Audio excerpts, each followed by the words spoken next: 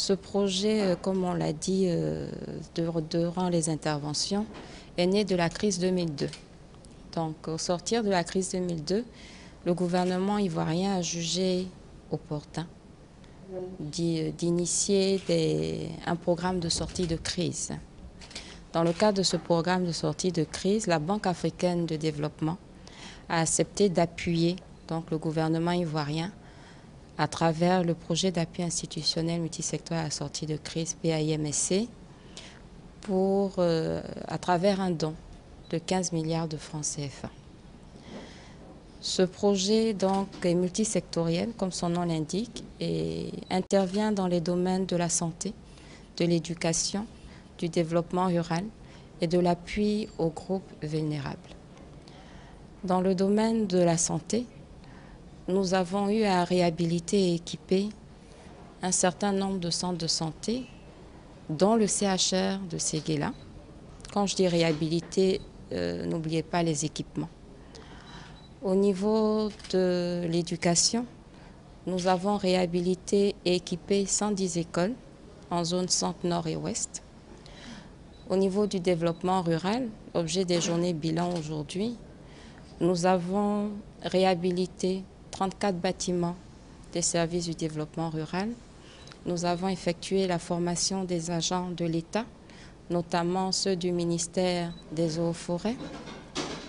Nous avons aussi fait un gros appui aux groupes dits vulnérables. Dans le cadre du développement rural, ce sont nos coopératives, donc nos groupements, que nous avons aidés donc à sortir de cette vulnérabilité-là, en leur donnant donc des semences, des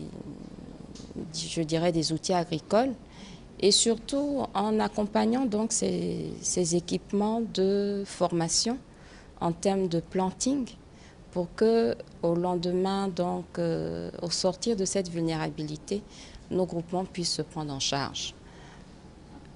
L'objectif de ces journées bilan aujourd'hui, puisque le projet tire à sa fin, est de pouvoir montrer donc, au public, et notamment à la Banque africaine de développement, les acquis donc, du PAIMSC pour le volet du développement rural. Nous avons commencé donc à Boaké, par un lancement, par une visite de terrain, donc visite de groupement, et par une remise officielle de bâtiments, notamment ceux du Centre national de recherche agronomique, direction régionale et station piscicole, et de la direction régionale du ministère des Eaux et Forêts. Ensuite, nous avons continué donc ces journées avec un échange entre nos groupements, donc les bénéficiaires du projet, et la Banque africaine de développement. Il était important d'entendre que les bailleurs et que le gouvernement donc, entendent les bénéficiaires, à savoir qu'est-ce qu'ils ont reçu, qu'est-ce que le projet leur a apporté et quelles sont leurs perspectives pour pouvoir demain permettre au gouvernement ivoirien, notamment le cabinet du Premier ministre, trouver les voies et moyens pour entamer la suite, donc commencer la suite, concevoir la deuxième phase du PAIMSC, si deuxième phase il y a.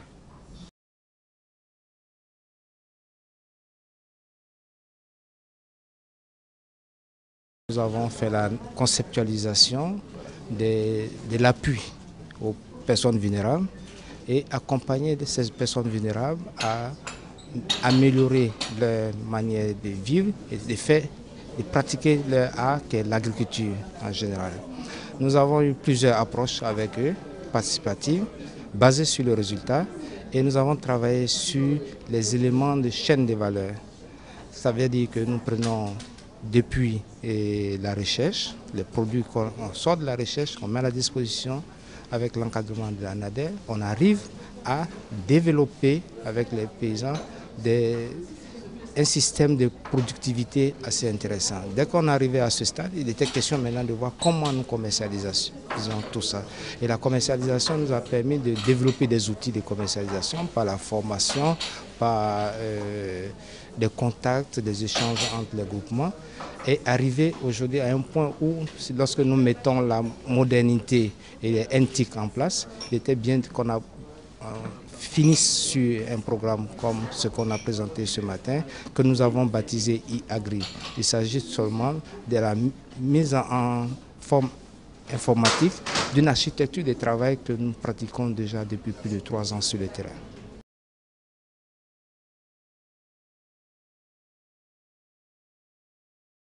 Nous sommes au service des pays et nous sommes venus parce que la Côte d'Ivoire nous l'a demandé et parce que nous croyons que notre appui peut apporter des changements importants dans la vie des populations. Le projet est dans sa 4e année et vous savez, pour amener les paysans qui appartiennent à différentes partis politiques dans une situation de conflit à se mettre ensemble pour mettre dans les mêmes locaux leur production, à travailler ensemble, à mettre leurs revenus ensemble. C'est un processus qui prend nécessairement du temps. Et ça, le projet là a très bien réussi.